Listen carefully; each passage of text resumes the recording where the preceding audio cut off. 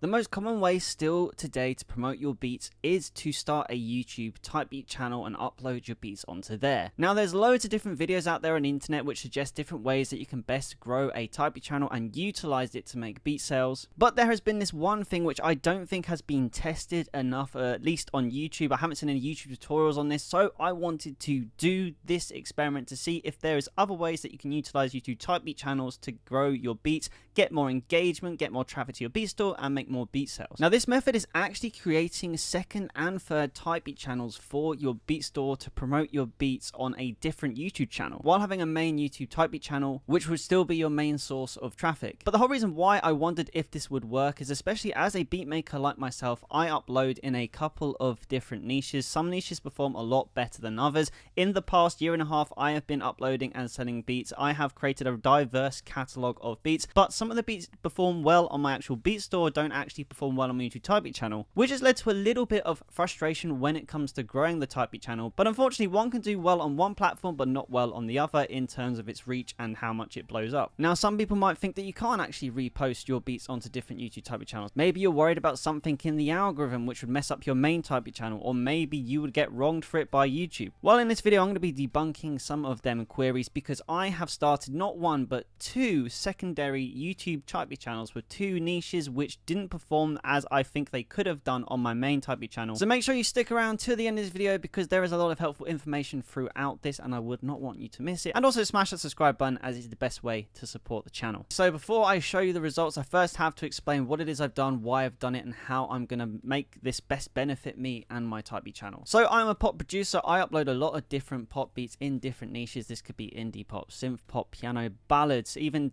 type artist beats like Taylor Swift, Ed Sheeran, Lauv. A lot of different genres here and a lot of different styles have been mixed in. And the problem with that is sometimes that means that some beats perform a lot better than others. On my type beat channel, you can see right here, I have been developing and optimizing this over the past 60 days and we're finally starting to see a little bit of an improvement in the results recently. So this has been healthy, which leaves a little bit of a gap for the type of beats that aren't performing well. Because how I've been able to increase the traffic to my type beat channel is through uploading stuff which has been performing well in the past year. So for me, that's Taylor Swift beats, acoustic pop and piano ballads, and also because of the season, Christmas beats are doing really well for me. So I shouldn't really be starting a secondary type beat channel with them just in case there was that risk that uploading the same beats on different channels would affect the results on here. So I wanted to make sure that I picked two niches which were not performing well on the channel, but I think had a lot of potential and actually do really well on BeatStars, and for me that was indie pop beats and synth pop beats. So I started two new YouTube channels, Indie Pop Beats by JG Beats and Synth Pop Beats. And the idea with this is I was going to upload all of my beats in them niches onto them channels over 60 days. I was going to spread them out and use everything I had learned from growing my other type beat channel to try and grow these. Now this was always going to be hard at the start because anyone who started to grow a type beat channel will know how slow it is and demoralizing in terms of views at the start. So the key thing here was to be patient. That's why I allowed that 60 days to make sure we give it time to start seeing some sort of result and hopefully get the algorithm working in our favor. Now this was never necessarily about getting more beat sales because we all know that small type beat channels, you'd be very fortunate to get a really good amount of sales straight off the bat from starting a new type beat channel. These things take time. You've got to build the subscribers, the loyalty, and the engagement from repeat viewers. Before you can even think about making beat sales, you may get the odd one, but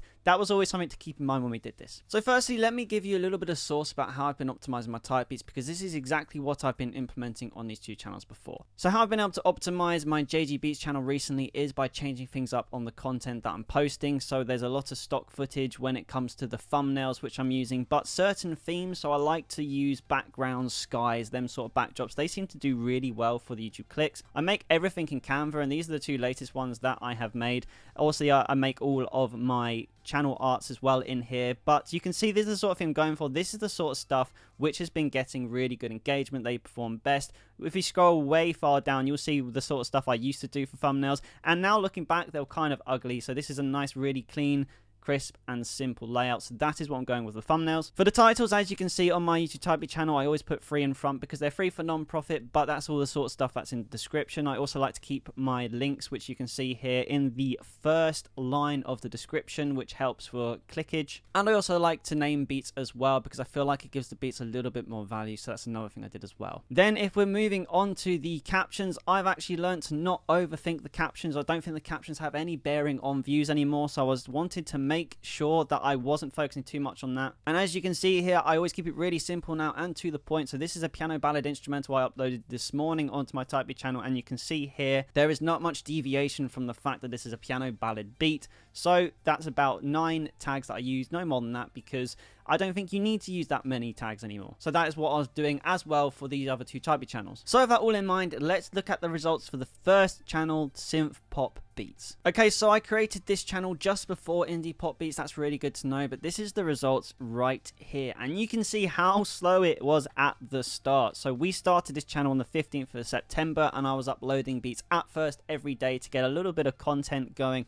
on the channel, but then I switched to once every 2 days because I felt like that's a very nice natural way to let the beat the day before go through the algorithm and let YouTube do its thing before uploading another beat. So in this time period, we have gained 34 subscribers, we have had 3,700 views, 38.6 hours of watch time. The main thing to think about here is when it comes to the performance. When I started my first original channel, this is exactly the same sort of time frame that this grew into this kind of numbers that you can see here. You can see if we look in the 48-hour time frame, there are beats getting views constantly all the time, and this is a growing channel. I mean, look at this right here. We finally hit the niche halfway through this experiment. When I first started this, you could see it was very demoralizing. I was only getting 2 to 5 views a day, which is very standard. But I persevered with the niche that I was going for, which is synth pop beats, and trusting in time it worked. And eventually we finally had that one beat which triggered the algorithm. And ever since then, every single beat has been going to the same people's suggested videos and growing an audience. So you can see now the channel's actually starting to grow, which is why this is a long-term thing, growing a Type Beat channel. You can see here this is finally starting to work. So now if I plug at this even till the end of the year, I reckon we will get to 100 subscribers by the end of the year, because the amount of subscribers we're getting is increasing every single day. Now, at the time of recording this video, there is about 40 days left in the year. So if we get a subscriber today, we'll at least get 70 subscribers. And this is now getting subscribers every day. So this is really worth it. In terms of individual videos, we have one which is about to pass 1,000 views, which never really happens when it comes to synth pop beats. And remember what I said at the start of this video about how there has to get at least 100 views to be performing better than my original Type Beat channel. Well, look, we have a amount of beats already, which are already over 100 views. So this is getting a lot more exposure for my synth pop beats doing it this way than it is on my main channel. And the best thing is, because the synth pop beats don't actually perform well on Type Beat channel, I haven't had to worry too much about this. Now we're going to look at my indie pop beats channel. Now this is an interesting one, because I actually started this one a whole month after the synth pop beats. So this one's actually playing catch up on the synth pop beats. So we started on the 24th of October, and in this time we've had 2,000 views, 20 hours of watch time, and we've gained 30 subscribers. Now this channel again was a slow burner at the start, but as you can see, very recently we have finally again triggered the algorithm where we're starting to get views, and this channel is growing now at an exponential rate. As you can see, in the past week, we're really starting to build momentum now with the subscribers that we're gaining. And this is a whole month behind synth pop beats, and it's about to catch up with it on subscribers. So indie pop beats is actually doing really well for me. Now, what I did for the niche here is I wanted to focus on 3 artists when it came to the style of indie pop beats. So the main keywords I was going for when uploading was Lauv, Lani, indie pop, and a little bit of 1975 sprinkled in there as well. And you can see here the results have been crazy so far. We're having videos which are now starting to creep up to the 100s, and again, this is a whole month behind the synth pop beat, so this has a lot of room to grow before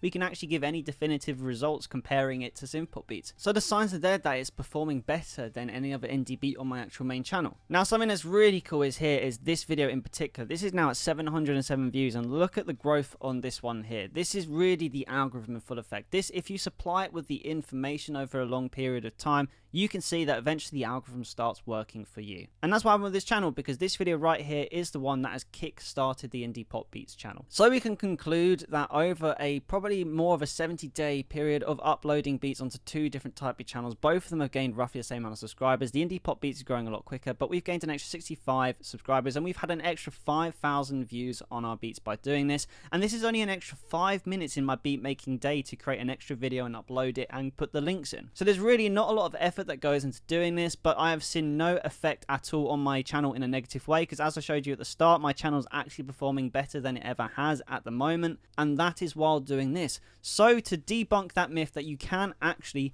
repost your beats on YouTube, and it can work for you. Now, I haven't made any kind of sales on these genres of beats since I've started this, but I just want to quickly hold you there because at the moment the only type of beats that are actually selling on my channel are Christmas beats, because that's what I'm focusing not only on all my marketing on, but that is what's doing well at the moment because of the time of the year. On my BeatStars, all my indie pop and synth pop beats have been selling very well this year, so I have no doubt that they will sell and these channels will yield results in time, but that was early this year, more in the summer, where them beats do really well. As we got closer to the end of the year, no one's been actually buying these beats in general that much on my beat store, so I'm not putting the pressure on these channels to make any sort of sales yet because they're just not big enough and they haven't had enough exposure yet. We might get lucky, but we don't know. Now, if you do want to repost, I do recommend that you have a big catalog of beats to begin with. There's no point just reposting beats for the sake of it, so you post on one channel then post it on another one as well. I don't think you should do it like that. I think you should be focusing first on building a nice big catalog on one channel and growing that channel, and then when that channel's starting to grow itself because you've got enough beats on there, then you can focus